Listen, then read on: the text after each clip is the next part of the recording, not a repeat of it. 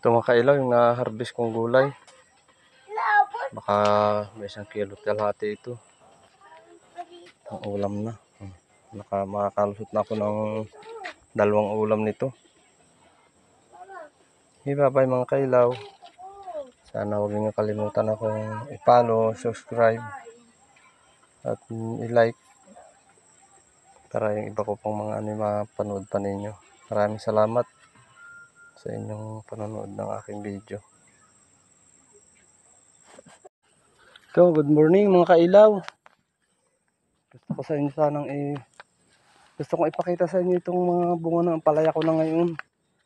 Hindi pa sila masyadong gumagapang pero kakadami na ng bunga mga kailaw yan. Yung may mga plastic na yan. Yan ay mga bunga. Aking ilalagyan ng plastic para hindi siya matusik ng insekto. Yan. Mahaba. Meron ng malalaki. Yan. Mga nasa plastic lahat na yan.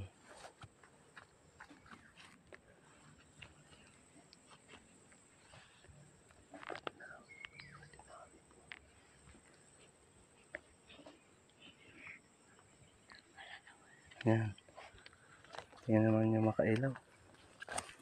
Dati nung ipinakita ko sa inyo, bago lang nagapa ngayon.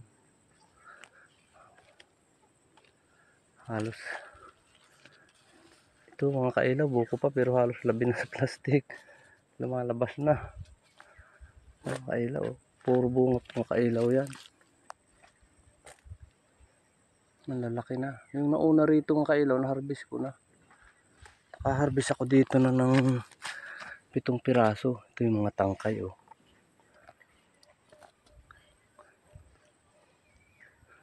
Yan mga kailaw, dami. Hindi pala ang harbisin. Mga kailaw, tingnan nyo ito, isa kong ito. Yan oh, kalaki. Labas na yung kaputol niya sa plastic. Yan oh. Ang kinis. Organic ito mga kailaw. Wala itong abono kundi mga abo-abo lang. Mga abo ba ng mga sinunog kong kawayan dito nung linisin ko. Yung mga sili mga kailaw, malalaki na. Kamatis ko. Ayun ah. Tinutukuran ko dahil hindi kaya ng bunga yung ano, yung katawan ng bunga. Nahuhutok.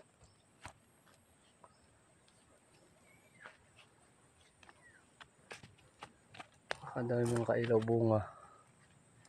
Ayan oh.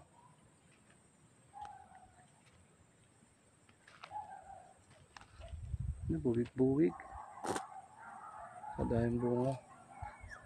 Kunin mo anak yung ating timba at tayo mag-harvest ng kaunting panggugulay nating talong.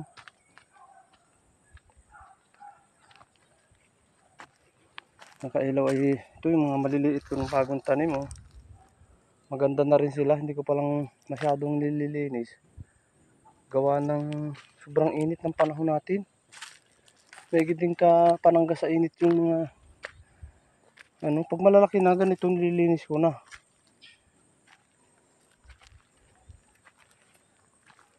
Nak, dito ka, dalhin mo itong, hawakan mo itong puputihin ko yung mga pwede na.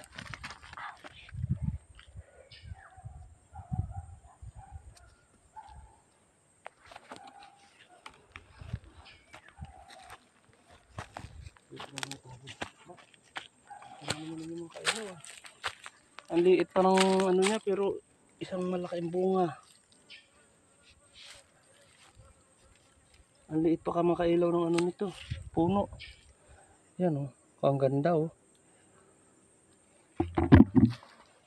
Puputi lang tayo ng hindi na kaya yung katawan niya, hindi sayad na sayad oh.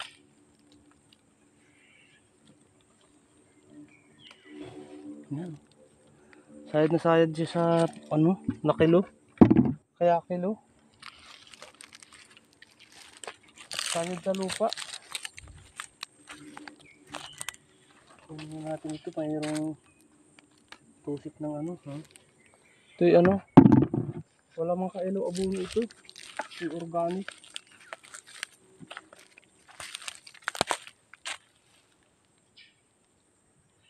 Laki na, no?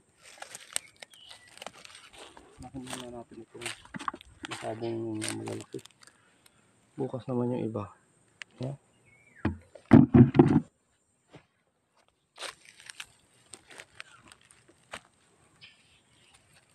O kaya ito, hindi pa. Ito, kaya ko ito.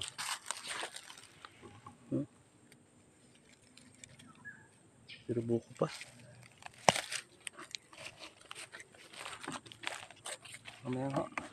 Mamayang hapon natin pala ito lulutuin. Gawa na meron pa tayong ano. Meron pa tayong munggo.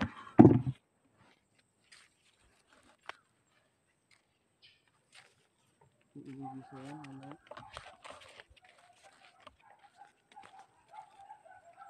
Buko pa rin. Pero ano ka na, pwede na rin, no? Pwede na. Kaya anak ko siya ngayon.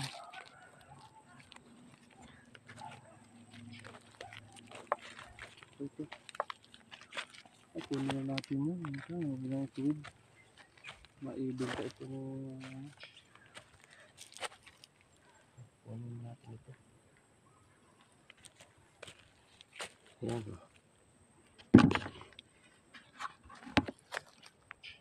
Kunin ko sa atin yan. Marami tayo.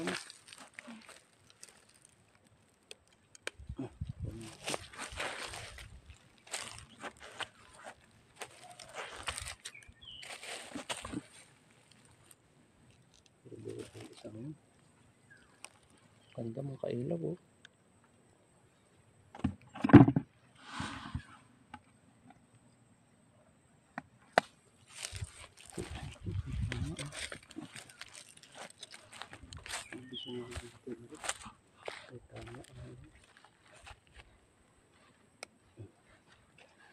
Tama siya. Malaki.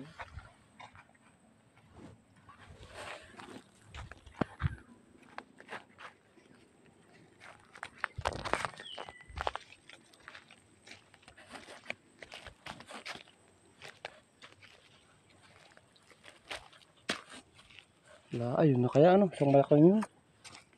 Saka lang, ito na yung mga dito.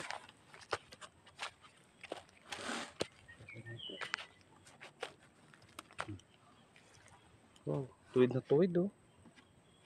Mga kailaw. Anong kintab. Ano, marami na rin. Okay na kaya yung ating lulutuin yan. Makakaraos na kaya tayo dyan.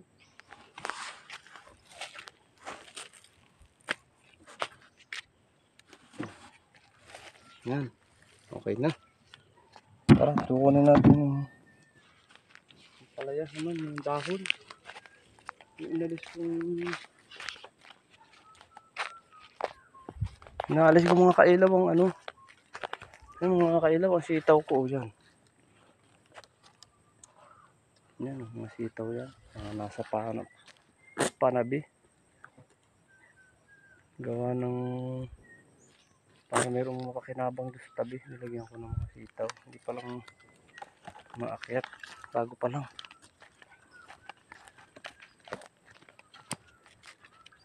Ito mga inasaro ko lang ito mga kailaw. Yan yung aking ginagamit. Tawag nila piko. Ano, may mga sanga na ang aking sili. Lapit na mamunga yan. Ito mga kailaw yung ano, yung dalo ng ampalaya. Ilalo ko sa munggo na may hipon. Pinalis ko sila mga kailaw sa yung mga tubo ba ito sa ano, yung sa katulad malapit sa puno. Inaalis ko yan dahil lang para maiwasan bumunga siya ng maliliit. Ating ilalagay sa munggo yan. May hipon tayo doon, tapos may karning baboy. Yun ang ating lulutuin.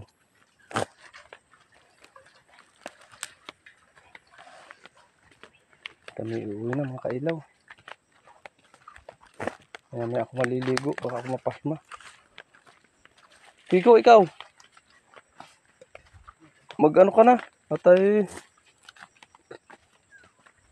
yung kalabaw ba natin, ayos na.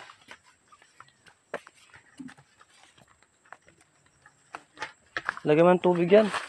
Mamaya ako ano.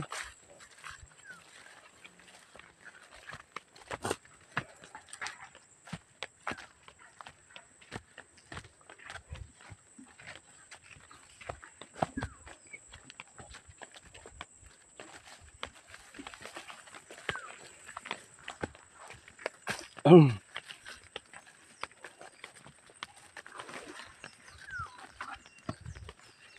maluto mo ng talong. Gigisa natin na may yung lawak na hipon. Kaya yung karne doon.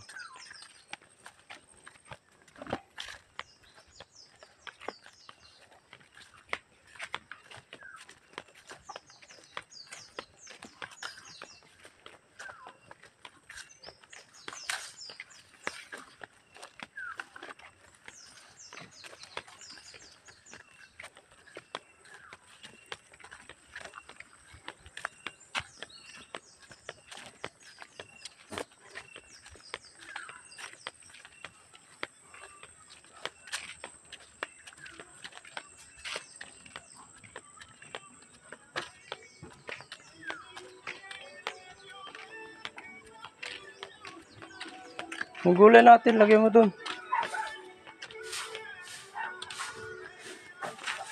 Oh.